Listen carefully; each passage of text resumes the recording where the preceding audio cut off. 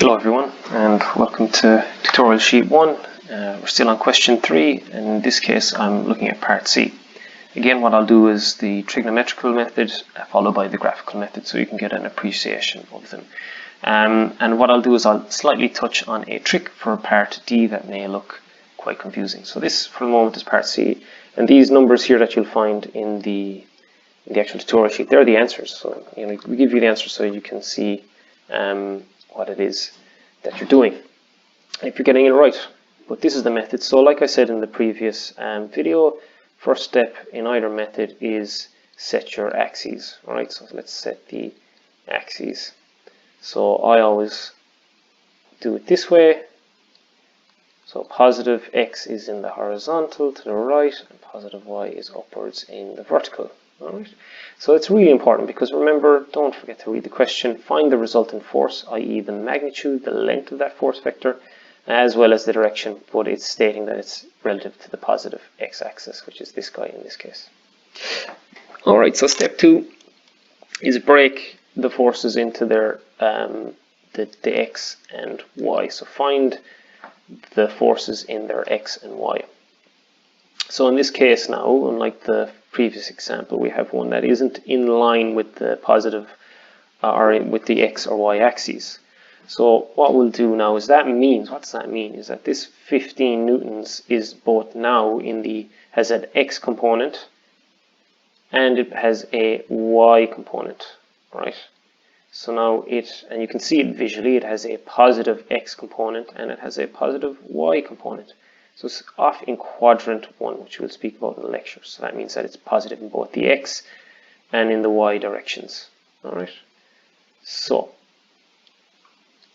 right, and remember from the lecture, so what we'll do, we'll go on and we'll find the forces in the x. You can call it F or R, it doesn't matter. So, and the other side of this now as well is that this 15 Newton also has an x and a y component, but we know that it's a negative y because it's going in a negative direction, but a positive x. So we can say that the 15 and 15 newtons, they're both in the positive, they're both x components are both positive. So, right. So if we just draw this here just quickly. So what is it? It's just being tricky here because this is 90 degrees. So you can say that this is 45 degrees as well. And then this is 45 degrees as well. So it's just being a little bit tricky. So it's 45 degrees from the positive x, and this is 45 degrees from the positive x as well. So all that means is you can go cos or sine 45 degrees, it will be the same. So remember before, so the x component equals the resultant force times the cos of the angle. So if this is what it looks like, so this is our 15 newtons, right? This is our theta here that we're looking for. So if we know this F here, this 15 newtons, and the x component here is the cos, so the adjacent over the hypotenuse. So the adjacent is what we're missing here, right? Okay. So in this case, our degree is 45 degrees, right? And our F is 15 newtons. Okay, so we'll just write that in. So it is positive 15 newtons times cos 45. And the exact same thing for this guy, right? This is our 45 degrees here. So its cos is adjacent by the hypotenuse. All right, so it is again positive 15 cos 45. So you're wondering why is it positive? It's positive because the x component of it is going in the positive x direction of this guy. So it's going in the positive x direction. It may be negative in the y, but it's positive in the x. The only thing that's left now is this 25 newtons, which is going in the negative x direction.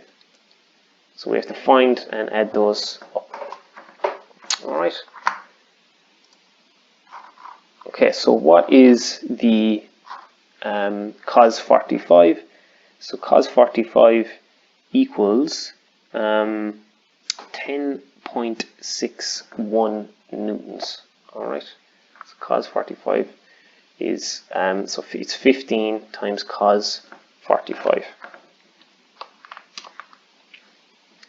So if we do that here in the calculator, just to show you, so 45 cos is 0.7, so 0.7 times 15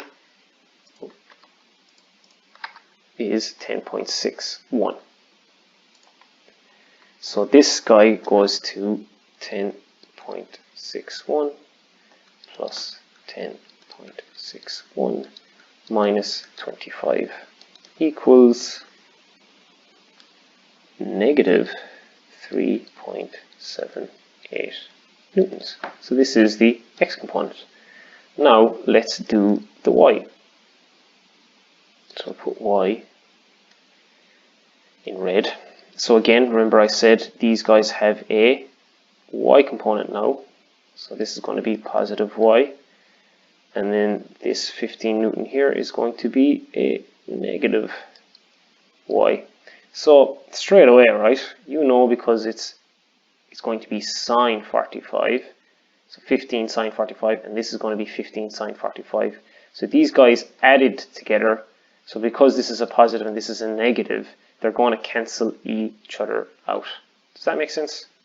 So because this is going in the positive y direction, this is going in the negative y direction, because they're both 15 sine 45, 15 sine 45, they're just going to cancel each other out, but we'll do it anyway.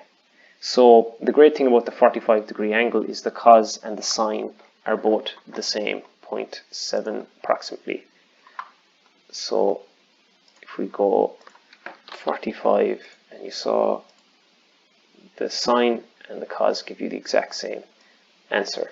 So let's show it here. So if we go, let's write it out, force, the y is, this one is positive 15 sine 45. So all that's changing here is that Fy equals the force, the resultant force, sine of the angle theta. In this case, theta is again 45, and again is 15 newtons, minus 15 sine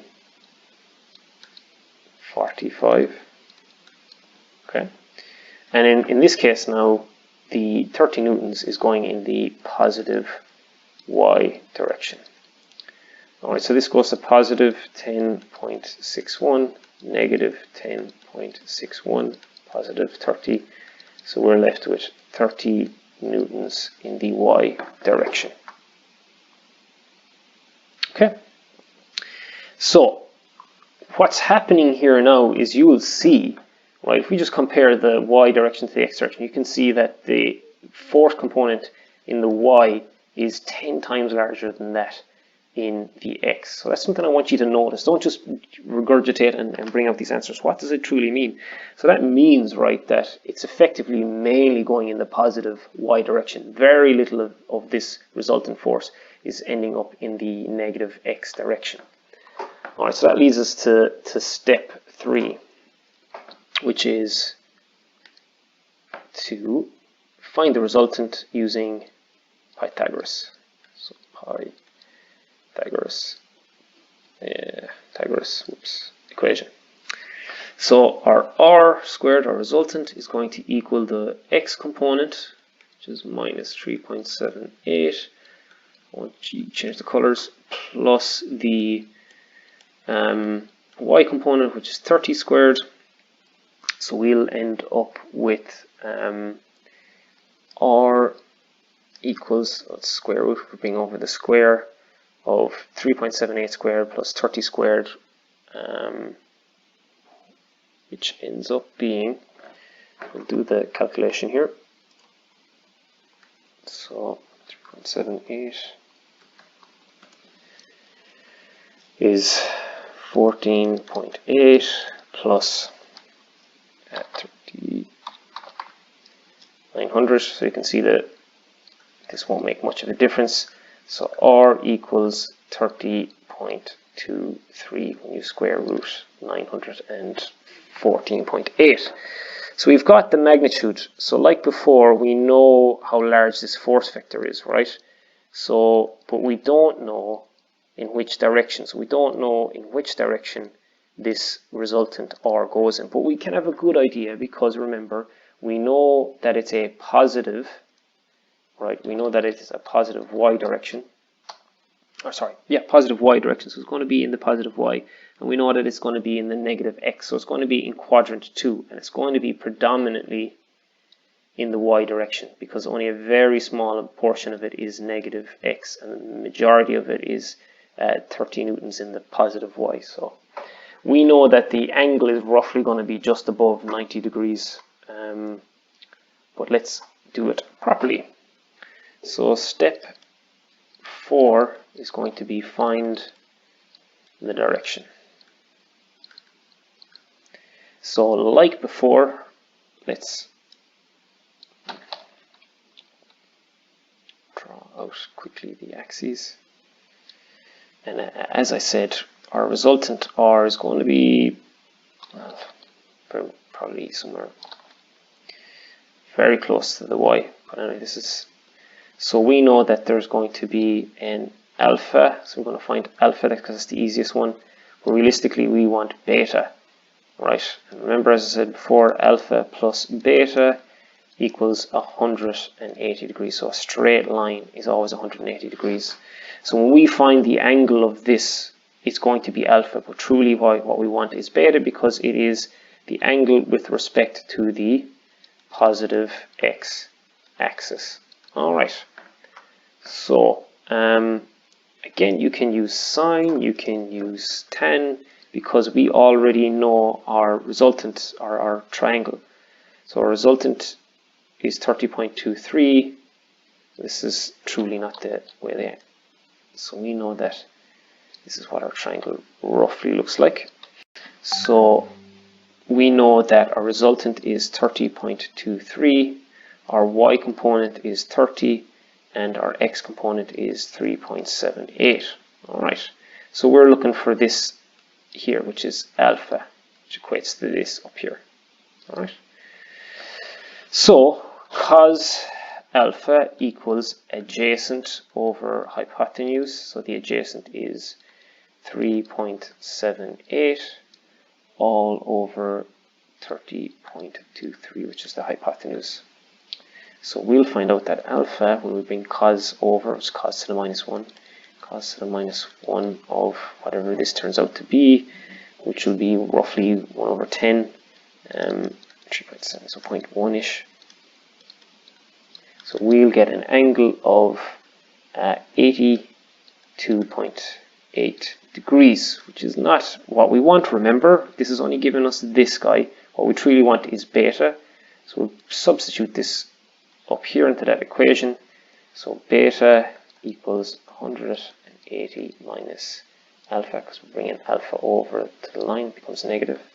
So we'll substitute this in, which is 82.8.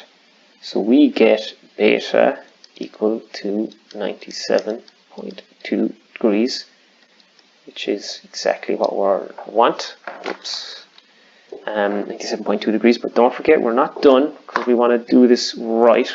Let's write in the answer correctly. So the question asked us, step 5, the resultant R equals 30.23 newtons, right? Don't forget your units.